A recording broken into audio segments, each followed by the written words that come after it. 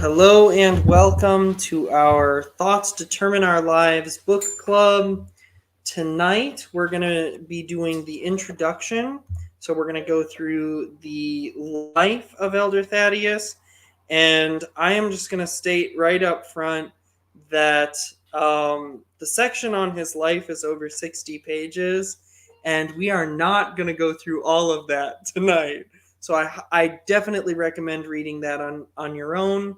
It's very wonderful and inspiring, but I'm going to focus on kind of the parts of his life that really help to inspire the book itself. The last book we went through was The Soul After Death. So we learned about spirits, astral projection, out of body experiences, near death experiences, and all that crazy stuff, and mostly the journey that the soul undergoes immediately following the death of the body. And we learned about the Last Judgment. So I definitely encourage going back and watching that if you haven't. But tonight, like I said, we want to see why this book, Our Thoughts Determine Our Lives, is important to us and how we can learn from it. So, to begin with, who is Elder Thaddeus in the first place? Well, uh, and by the way, I am terrible about this, so I'm going to be constantly going back and forth between calling him Elder Thaddeus, Saint Elder Thaddeus. Um, Everybody has so many names. But whatever you call him, he's the one of the greatest Serbian fathers of the 20th century. So his counseling inspired millions of people and helped the church to get through a very difficult time because, as we're going to see, Elder Thaddeus lived during he got to see the foundation of the nation of Yugoslavia. And unfortunately, he also lived long enough to see the nation of Yugoslavia get bombed into oblivion and essentially annihilated, unfortunately, by the United States. So that is sort of a sore point in history. And I have lots of Serbian friends who love to tease me about the fact that within my lifetime, actually, my country was sort of very aggressive against them. But Elder Thaddeus, fortunately, did not have any animosity per se towards Americans that I know of. He preached forgiveness, but obviously was not in favor of what we were doing at that time. But he helped the church survive through all of that. So, in the midst of this external turmoil, his teachings and his philosophy of life really helped people to get through that time, and not just, not just some of those big wars and things, but even just day-to-day life in a country that was experiencing, they were behind the Iron Curtain, so they were very much a Soviet nation, and Christianity was very, very persecuted under the Soviet Union, Orthodox Christianity in particular. So, Moldy Apple says, "Good evening, getting ready for bed, but listening, thanks." Well, I'm glad that we could be with you. I'll try to talk quietly for you. No. So, one thing that I think is really important about this book and about Elder Thaddeus is that Jeremiah will probably know this name, but in American Christianity, we have a figure called J. Adams who really helped to bring about this movement in America called biblical counseling. And um, the biblical counseling movement is in some ways a response to the secularization of counseling in America. It's also in some ways stands on its own and has its own methods and things. But the reason why I bring him up is because in some ways I think Elder Thaddeus helped the Orthodox Church to preserve a lot of what J. Adams brought back into Protestant circles, And I've often said that in the Orthodox Church, those kinds of things never really left. We always had these kinds of biblical counseling things not necessarily carried on the same way that they are in the Protestant world.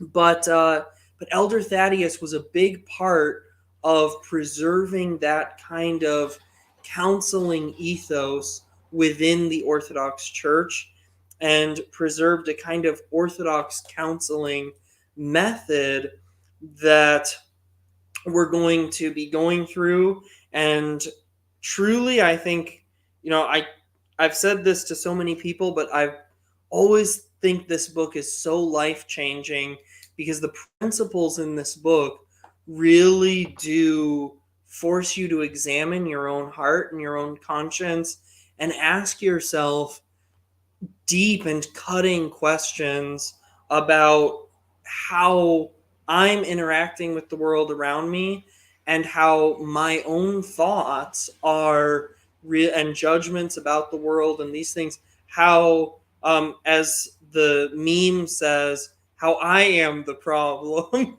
And so, one thing that on page 7 I thought was really a telling statement is right off the bat. It says, "For much of his life, Archimandrite Thaddeus lived in obscurity, laboring for his salvation and praying for the world.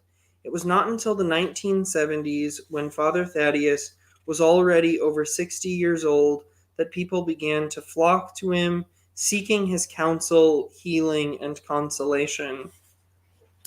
And I think that's an important lesson for us in our culture right now, because our culture has this idol of influence.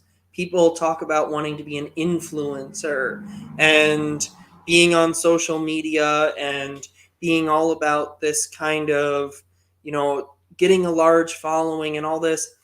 And I think it's such an important lesson that Elder Thaddeus never really did anything like that. And he never, for most of his life, he just lived in obscurity, just prayed his prayers, did what God called him to do in the moment. And yet he had a greater impact on the world than probably any influencer of today maybe ever will. So I think that message is somewhat countercultural in our world today, but it's very important for us to hear that we don't need to be these people trying to get attention. We don't need lots of views on social media, lots of likes or whatever. Um, what we need is to praise God, to honor God with our lives, and as Elizabeth Elliot says, do the next thing. Just do the thing that's in front of us. And if we do that, then over time, it's amazing how many people around us we can actually affect in a positive way. So, with that said, I think we can talk about his early life here a little bit, what we know about it. And so this is a good kind of summary statement on page 7 still. Born at the start of the First World War, Elder Thaddeus saw both the establishment of Yugoslavia in 1918 and its tragic collapse at the end of the 20th century. In between these two monumental events, Father Thaddeus endured the privations of war, Nazi imprisonment, persecution by Tito's communist government. Despite all of these hardships, Father Thaddeus never lost faith in God, always striving to achieve communion with him through the sacraments of the church and the prayer of his heart. So we can see again, he lived in a very politically turbulent time, and in a place in the world where that situation was being very much lived out in day-to-day life. And he suffered many things, but he never lost courage, never lost faith. And that too is a lesson for us. So as far as his very early life, he was actually named Tomislav when he was born, because he was born on October 6th in the old calendar, which is October 19th in the new calendar, in 1914 on the feast of the Apostle Thomas. And he was actually a premature baby, so he suffered ill health all of his life. And because he was born so small and frail, his parents actually did not think he was going to survive. So they rushed him to get baptized right away. So he already early in life, he was very much in a hurry to get into the church. And in his young life, he suffered from a lot of chronic illnesses and dietary kind of disorders. And right here, I do kind of pause to laugh, because a lot of times I hear people say things like, back in the day, nobody had these eating disorders, nobody had these eating things, but actually they did. And Elder Thaddeus is a good example of someone who actually did suffer these things. Now, there weren't so many options for them back then, but on page 13, we read a little bit about this. It says, Tomislav had very little joy in his childhood.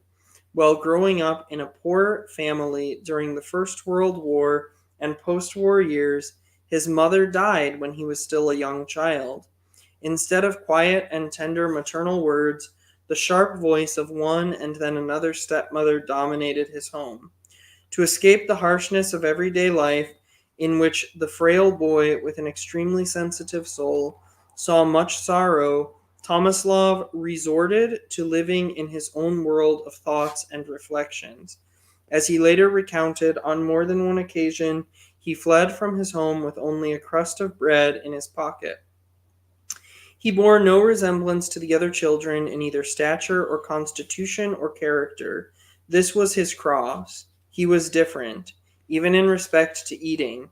As far back as he could remember, he could not eat anything prepared with lard, and he could neither eat eggs nor drink milk. He could not bring himself even to taste meat. For this he was often scolded and forced to eat, but his system would not accept any food of animal origin. Until his 16th year, he lived mostly on bread, onions, and cucumbers. He was born into this world as into a foreign land, to fast and live in chastity from the earliest of his childhood. He grew up a child ascetic and departed this life for the kingdom of heaven as an elder ascetic. So, because of these difficulties, he, even from a very young age, it says, retreated into a world of reflection.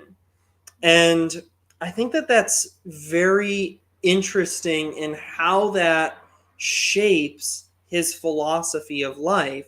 The title of the book is Our Thoughts Determine Our Lives. And we can very much see how, even at a very young age, this sort of worldview is already starting to take shape, where as a little boy, Tomislav, because of what he's suffering, would sort of retreat into a world of imagination, into a world kind of like Tolkien or C.S. Lewis, retreat into his own reflections. And this was a way for him to search for comfort and for him to kind of find in himself a positive response to the world around him. And now we're going to see how that develops in a few minutes, but I just want to note that even as a small child, he's already kind of starting to develop this philosophy. But it wasn't just his comfort in his thoughts, but also in his faith. That astonishingly, even as a very young child, he was always seen at prayer, he was always running to church. And so we see, even in his very young years, he already had this deep love for the Lord. And there's a beautiful story about him that when he was being constantly berated by one of his stepmothers, and she was being very harsh with him. And she started saying, "Why can't you be more like this boy who lives down the street? He helps his father and with whatever, and he's such a good boy. Why can't you be more like that?" Um, and he would run out of his house into the field beside this tree, where he would fall down and begin to pray. And he would pray, "Lord, help me to be of some use as well. Help me to be of some use too." So he was very cut and wounded by these harsh words, but he allowed them to drive him to prayer instead of to anger towards his stepmother. And it's amazing how that prayer was so mightily answered in his own life, in this very book. Um, which, by the way, this book is actually a compilation. It was published after his death, and it's his teachings to people who went to him for counseling. So, in some sense, we can see just the fact that this book has been published and widely circulated, we can see that his prayer was indeed answered, because he clearly was of much use to God and to the people around him. And so we can see, even from a young age, like I was saying, how the power of thoughts really captivated young Tomislav. On page 14, the very last paragraph, we read, "God began to reveal to Tomislav at a very early age the mystery of the thought and of noetic life." Noetic is Greek, it means of the mind. So, of the noetic life, the concentration of thought, and the struggle against distractions of the mind. Quote, "Even as a child, I pondered much upon everything. As a young boy, I paid special attention to my thoughts. Now that I am old, I can see that I have yet to reach the degree of understanding that I had even as a child, for the Lord enlightens children. I was very young, and I had not yet started school, when I noticed that my thoughts wandered while playing with other children. This is not good, I told myself. I must be present here in my thoughts, concentrating only on the task that I am performing. But it was to no avail. My thoughts kept wandering. During those years, the boy conceived in his heart a heavenly feeling of not belonging to this world, as well as a mystical desire to free himself from a world of sorrow and sadness and dedicate himself entirely to God, and seek comfort only in the quiet Lord, who is the sole comforter of all who suffer. The living God softly spoke to the soul that was nowhere to lay its head. See Matthew 8:20. So we can see how God was calling him as the little boy, and we can see, I think we've all kind of been there. We've all kind of had this moment where we realize my thoughts wander. I'm easily distracted, especially when I'm trying to pray. I'm easily distracted. The sort of cares of life choke out the prayer from our heart. And even just the tasks that we undertake to do, we can so often find ourselves not able to focus on whatever task. And in this time, God was showing Thaddeus a solution, or in this case, Tomislav. He's not Thaddeus yet. He was showing him a solution. And that solution shaped his worldview. And he ended up coming to a lot of similar conclusions, actually, to another contemporary of his, Elder Paisios of Mount Athos, who is another great saint. And basically, the conclusion that he was coming to is that in our thought life, we determine kind of a heaven or hell that we ourselves will live in. So I can't control the world around me, but I can control what my own thoughts are about it. And if I'm meditating on the anger I have for the world around me, if I'm frustrated constantly about and sort of stewing on what other people are saying and doing, then obviously my response to the world around me is going to be one of anger and frustration, and it's going to wound me what other people are doing. But if I stop myself and I instead ponder Christ and his love and the things of God, then it doesn't happen overnight, but over time, those kinds of thoughts conform us to Christ, and we end up actually experiencing the love of God and experiencing something of heaven even here on earth. So, um, for that matter, it's interesting that I was just talking about how difficult his life was as a young child, and little Tomislav having these um, literal wicked stepmothers like a fairy tale. But at the same time, when you actually read anything that he himself wrote about his family, he has nothing but honoring things to say about his father and about his mother. And he always talks very positively about his parents and his childhood, even though it was so difficult. And I think that's a testament to how much his worldview, how much he shaped his worldview through choosing the way he would think about it, through taking control of his thoughts.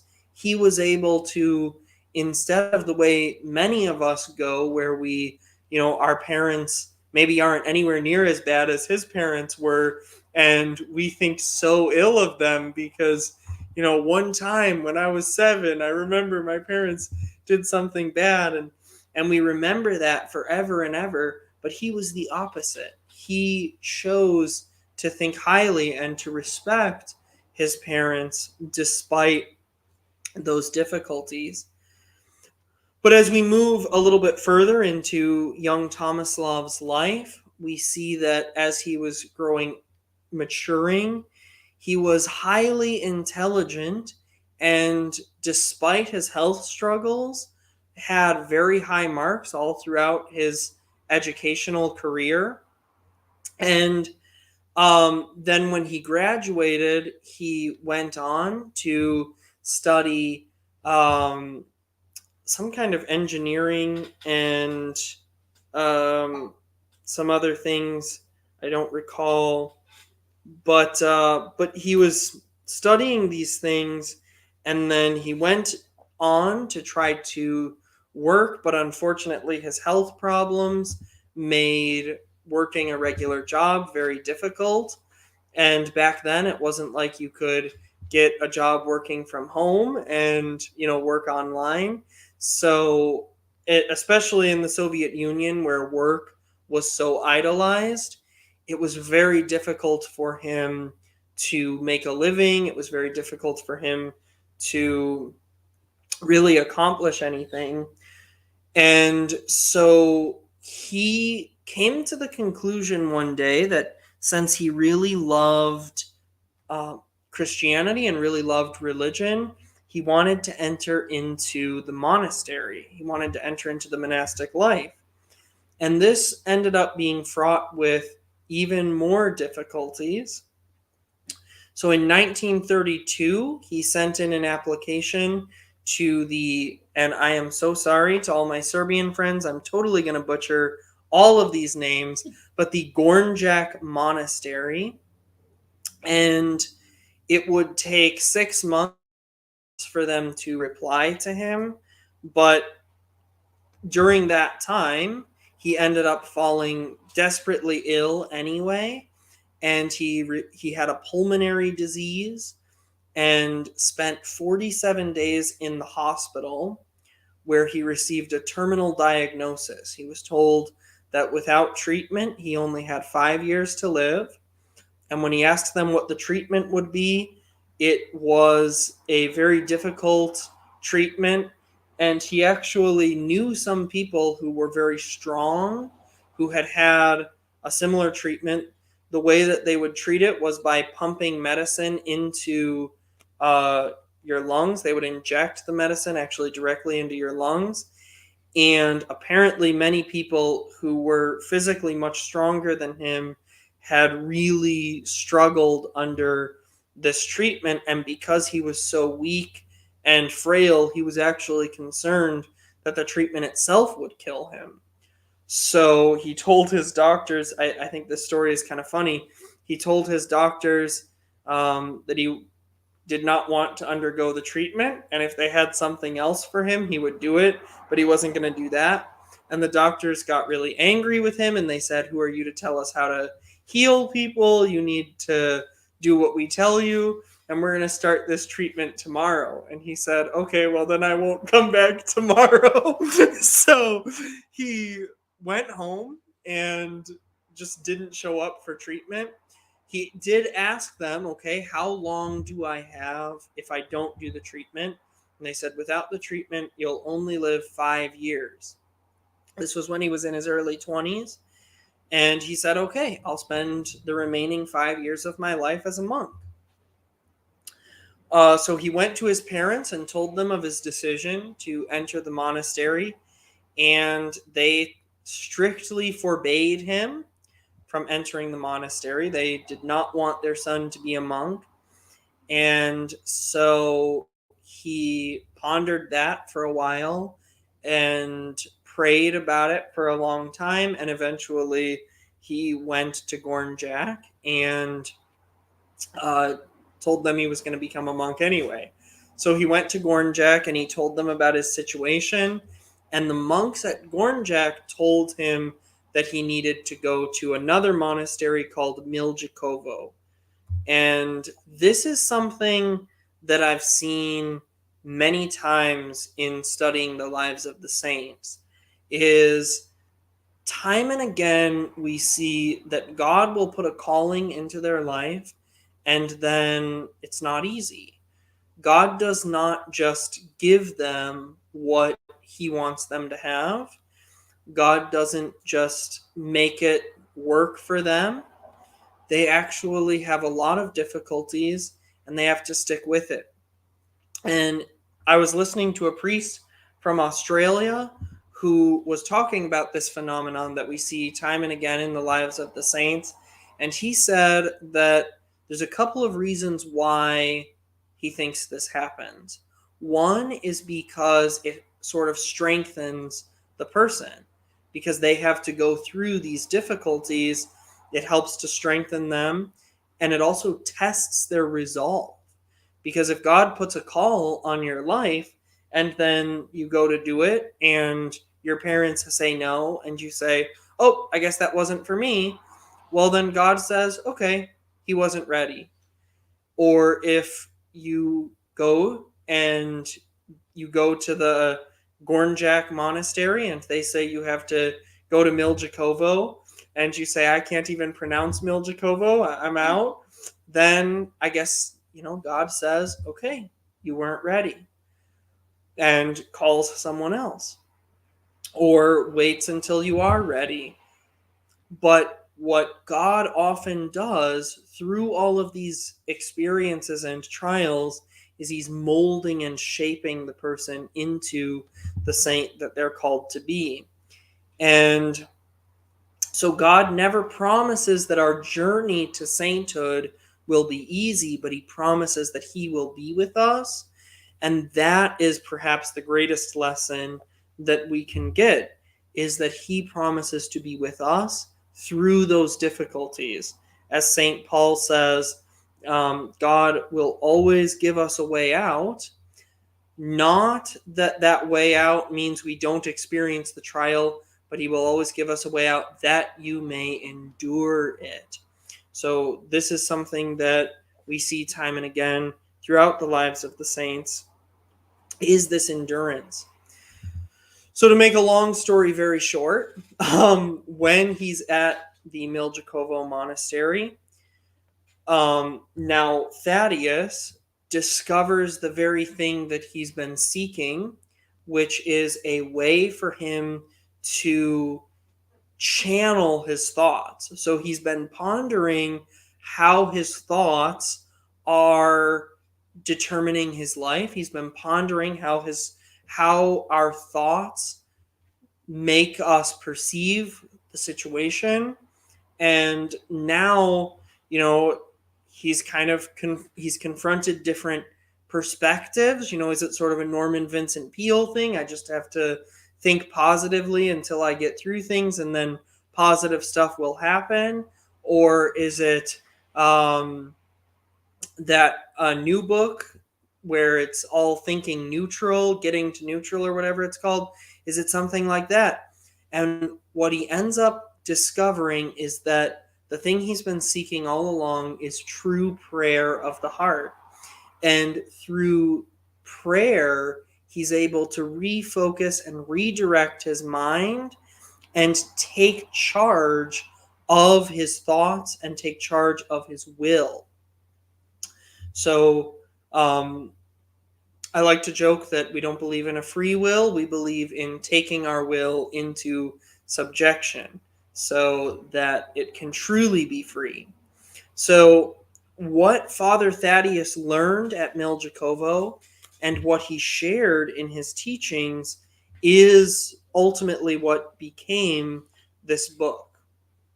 That, to break it down very simply, even though we are not or it's broken down very simply so that even though we're not monks or nuns living in a monastery somewhere, we can still apply these teachings in our day-to-day lives to strengthen us and understand life. So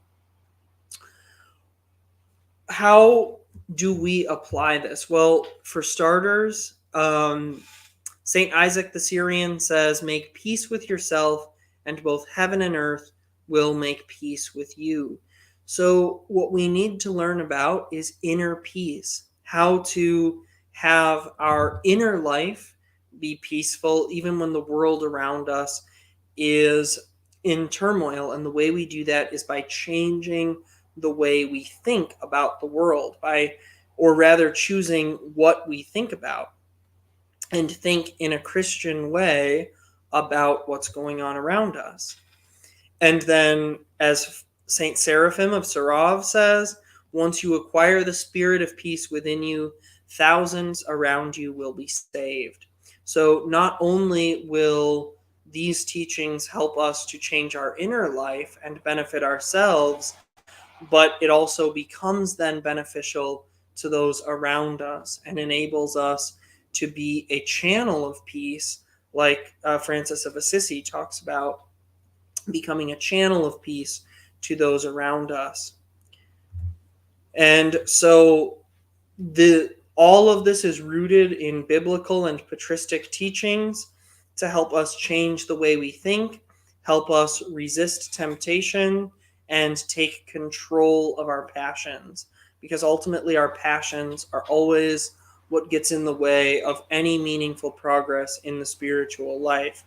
So these teachings will help us to curb those passions and bring them under control, so that, as C.S. Lewis talks about in The Great Divorce, he uses an analogy of a person who has a little lizard on his shoulder, and the lizard is his passions, and the passions keep whispering into his ear sinful things, and an angel comes to him and says, "I can kill that lizard for you." And the man says, "Well, that will kill me." And the angel says, "It won't kill you, but it will hurt." And eventually the angel kills the lizard, and what happens then that astonishes the narrator of the story is that the lizard, when it dies, it transforms into a mighty steed, and the man is able to ride it, and it actually draws him closer to God. And so C.S. Lewis says that what we learn from this is that when we take control of the passions, they become a help to us rather than a hindrance. And this is what the saints tell us over and over again, is that when we take control of the passions, they become a powerful ally in helping us. Whereas when the passions are allowed to reign, they lead us into damnation. And so really what I think this book is about is a sense of true freedom, not freedom like we often talk about, which is we often talk about freedom as like this is my right and I should be allowed to sin however I want. That's not real freedom. That's actually slavery. That's actually bondage. Real freedom is freedom from sin, the freedom to take control of our will so that we can curb that will to do what is right and holy and good. So, again, I encourage all of us to read the life of St. Elder Thaddeus for ourselves in the text over the next week. And then next week, we're going to be starting with chapter 1 and learning about the inner thoughts. So, thank you very much for joining, and God bless the folks who are here in person. I'm going to let them ask questions if they have any. And so, God bless. Good night. Please share this with your friends so that they too can be freed indeed.